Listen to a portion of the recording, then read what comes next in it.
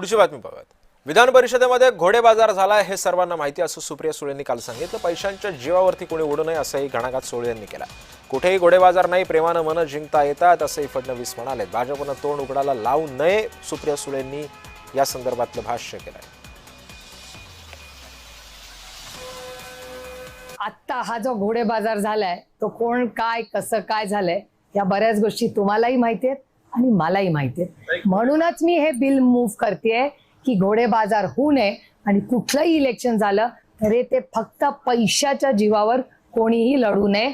माणसं पैशापेक्षा प्रेमानं जिंकता येतात हे जर तुम्हाला समजलं तर तुम्हाला अशा प्रकारचं बिल मांडण्याची आवश्यकता पडणार नाही।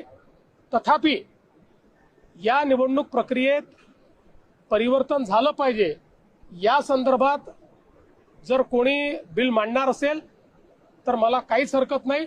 माझंही मत आहे की निवडणूक प्रक्रियेमध्ये परिवर्तन झालं पाहिजे। भारतीय जनता पक्षाने मला तोंड उघडायला लावू नये, त्याच्यामुळे मी सुसंस्कृतपणे काही बोलत नाहीये, कारण का माझा तो स्वभावही नाहीये आणि विधानसभेत लोकसभेत ताकदीने लढूच त्यांच्या विरोधात आम्ही।